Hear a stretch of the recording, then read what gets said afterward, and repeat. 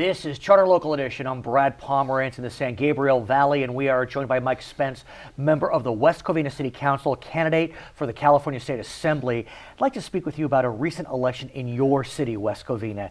Yet again, another squeaker. You won a few years ago by how many votes? Well, after the recount, it was 6. 6. And so now we have a candidate. So you had 2 seats open.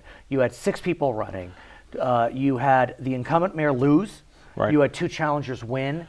Between second and third, about 50-ish votes. Right now, yeah. Yeah, it's correct. crazy. I mean, what is it about West Covina and these tight contests? Well, that's a landslide. So That's I don't a know what you're talking about. landslide, right, To me, I would have killed for 50 votes. What are you talking about? Right. Yeah. But honestly, I mean, it's not such a small city that you'd expect so many close contests. I mean, you have over 100,000 residents. So, you know, even 50 votes is a pretty small number in a city with over 100,000 residents. Well, I think you have a lot of active candidates. You have a lot of different issues at play.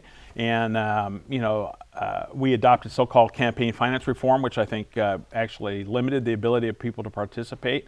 So as a result, there are a lot of outside money coming into the city. Really?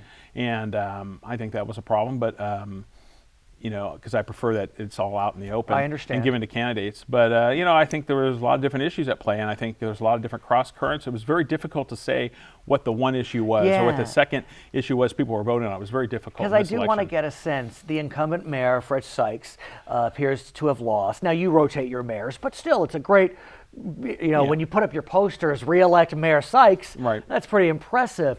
Looks like he came out on the wrong side of the election. Do you have a sense as to what may have happened? Could it have been the audit that came out against the city, even though he wasn't even mentioned in the audit because he wasn't an elected official during the period? Well, he actually was elected during parts of it. Okay, I misspoke. And actually, that was used against him by a couple mail pieces. But I think that may have been an issue. But I know one issue that really played heavily was that the mayor signed a letter supporting sanctuary cities, which is a city that does not enforce immigration law at all. Interesting. And that became an issue. And I remember there's some other issues like that too. Yeah, that came out in the wake of the murder that occurred in San Francisco. Actually, he signed it after that. Right, and that's what I'm saying. Yeah. After that, a lot of cities they felt the pressure to somehow come out in favor or against. And like you said, he came out in favor of the sanctuary city movement. But that's 8 months ago, 9 months ago. That's 8 centuries in politics. Yeah, but unless it's in a mail piece that you got the month before, assuming you knew but didn't know about it before. Right. There were a lot of issues at play. Actually, guns was an issue because there had been issues where the mayor had voted to allow himself a weapon in City Hall. He's a former retired police officer, but not other people who were legally allowed to carry. So there were a lot of different issues at play, and I think that's why it's all kind of jumbled and kind of close. I want to talk to you about guns, and I ask you for a couple of reasons. One, because the issue of guns and gun control versus gun access is percolating in West Covina. You're also running for the state legislature, where that issue could be before you. Right. I'm fascinated by the issue. In California this year, a law was passed that banned concealed weapons on K-12 and college campuses. In Texas, this year, a law was passed that specifically allowed concealed weapons on campuses throughout that state. I mean, I know California and Texas are different, but still, we're one nation. But to come out on such diametrically opposed sides on this one very specific issue, stunning. Well, I do think you're going to see the Supreme Court rule on California and concealed weapon permits, because California banned open carry law. You can't open carry, and now they've prohibited so many ways to get a concealed weapon that there's really no way to carry a weapon under your Second Amendment rights in California. So I do think you'll see the Supreme Court weigh in on that in the future. But aside from the court, and that's an important issue, don't get me wrong, why is it that our country seems so incredibly divided on this? You rarely see people in the middle.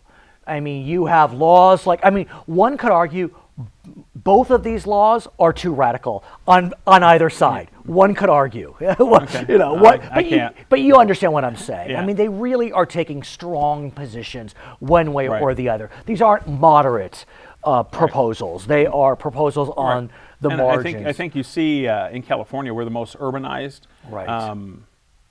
state, and I think you see that reflected in our representatives in Sacramento, that they don't understand guns. Sometimes they're not around guns. You've seen the way they've hold them sometimes at press conferences. It's clear they don't know what they're doing. But yet Texas, and so I think they don't understand that. I mean, Texas has Dallas and Houston and Austin. But I think there's a culture, they understand how guns work. People have used them. People have gone out and shot.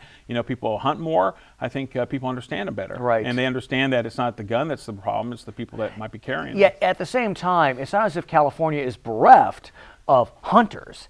It's just in terms of population. Percentage-wise, yeah. we're much more urbanized. Yeah.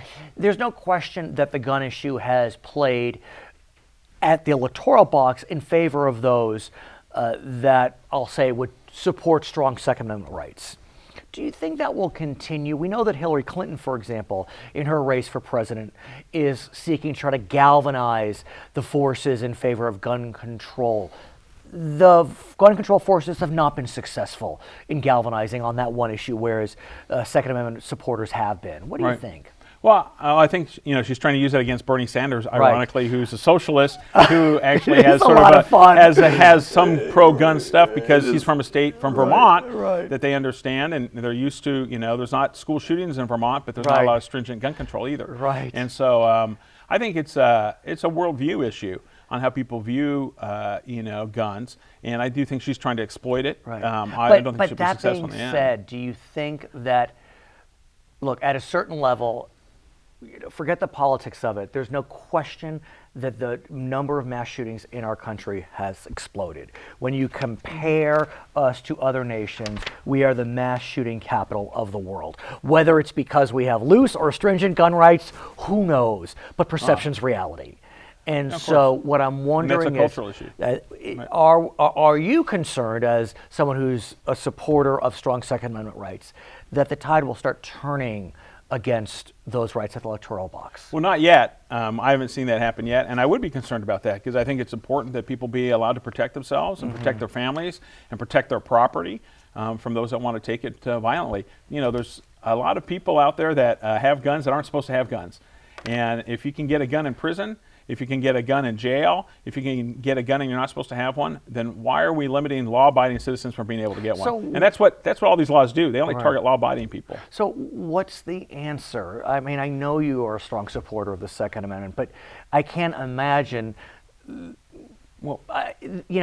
there's got to be some solution that will address it in a way that can be consensus building. Well, there's one answer that apparently is not consensus building, and that is actually enforce the law. Right. I mean, we have a legislature in Sacramento that insists on passing more laws on gun control. At the same time, they either support Prop 47 or they vote for AB 109 and let criminals out early from doing their sentences. Well, that doesn't make any sense to me. If you're going to do a crime, you have to do the time. Right. And it seems weird that we want to enforce more laws to try to stop crime when we keep letting criminals go. That doesn't make any sense as a state, and that's what we've been doing. And you mentioned Prop 47. That was passed by the voters, not by Sacramento. And there's no question the voters were feeling a sense of frustration when they passed that. Of course, that reclassified some lower-level offenses to misdemeanors.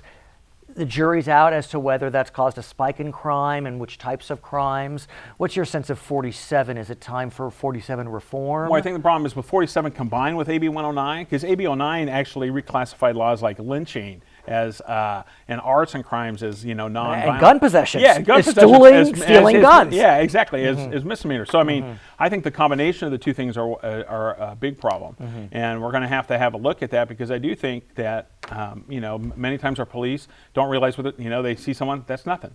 That's nothing now. It's nothing. And it's going to take so much time. And they don't arrest, and they don't go through the process. He is Mike Spence. He is a member of the West Covina City Council. He's a candidate for the California State Assembly. That election will be held, at least the primary, in June 2016. I'm Brad Pomerance, and you're watching Charter Local Edition.